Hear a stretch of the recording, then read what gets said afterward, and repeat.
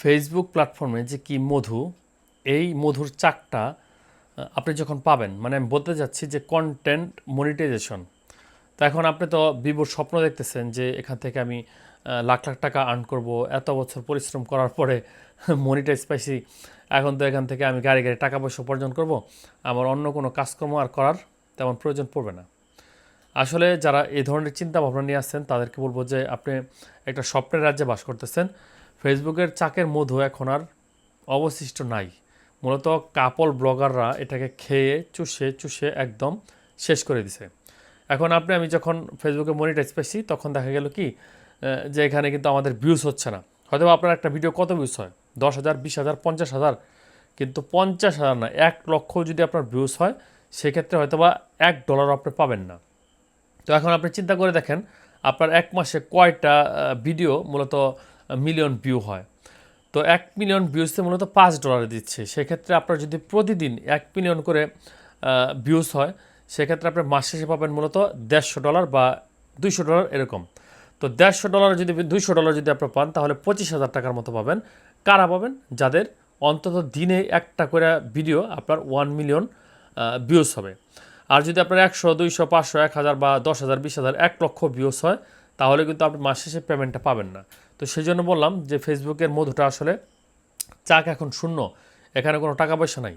আর দ্বিতীয়ত হচ্ছে অনেকেই আছেন যারা হয়তো বা মনিটাইজ পাচ্ছেন, পাওয়ার পরে আপনার হ্যাপিনেসটার ভিতরে বৃদ্ধি পাচ্ছে।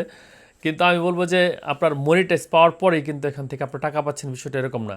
দেখবেন আপনার যখন $100 পরিপূর্ণ হতে চলেছে, হয়তো বা 5 মাস 10 মাস খাটার পরে, সেই সময় ফেসবুক আপনাকে ইস্যু দিয়ে দিবে। বা এমন হচ্ছে যে যারা হয়তো বা দীর্ঘদিন ভিডিও বানাচ্ছেন, আপনি ভাবতেছেন যে আপনি মনিটাইজ পাবেন, এই সময় আপনাকে হয়তো বা ফেসবুক একটা ইস্যু দিয়ে দিবে, দিয়ে আপনার পেজটাকে একদম উধাও করে দিবে, বা আপনার পেজের রিকমেন্ডেশনটাকে অফ করে দিবে। এটা ভাই আমার জীবনে অনেক ঘটছে, অনেক হয়েছে, অনেকগুলো পেজ আমি হারাইছি, অনেকগুলো ইউটিউব চ্যানেলও হারাইছি। কিন্তু দিন শেষে এখান থেকে সাকসেস তারাই পাইছে।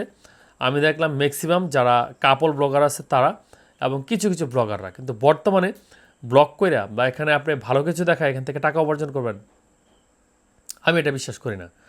কারণ দেখেন এখন যে সোশ্যাল মিডিয়ার যুগটা, এখানে ঢুকলেই এখন কেকের ভিডিওর জন্য ঢোকা যাচ্ছে না, কিছুদিন আগে আমরা দেখছি যে ভাতের হোটেলের জন্য ঢোকা যাচ্ছে না। মানে এরকমভাবে এক একটা জিনিস নতুনত্ব আসে, ভাইরাল হয়, সেটা কিছুদিন চলে, তারপর আবার সেটা মানে শেষ হয়ে যায়। এখন যারা রান্নার ভিডিও করতেছেন আমাদের মা বোনরা, দিনের পর দিন, মাসের পর মাস, বছরের পর বছর পরিশ্রম করতেছেন, হয়তো বা মনিটাইজ পাচ্ছেন, কিন্তু সেই মনিটাইজ হলেও তাদের যে খরচটা সেটা উঠতেছে না।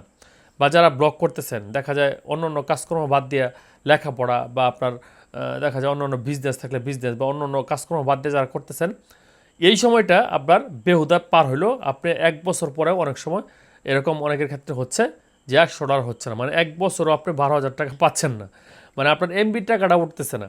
তো সেক্ষেত্রে কী করবেন? অবশ্যই আপনাকে ব্লক করেন, আমি না করবো না বা নিষেধ করবো না, পাশাপাশি অন্য সিচুয়েশন বা অন্য জবের ব্যবস্থা রাখতে হবে বা অন্য কর্মের ব্যবস্থা রাখতে হবে, যেন আপনার রুটি রুজির ব্যবস্থা হয় বা পেট চলানোর মতো দক্ষতা থাকে। তা না হলে কিন্তু ভাই বাড়ি থেকে ঝাঁটার বাড়ি খাওয়া ছাড়া কোনো উপায় নেই।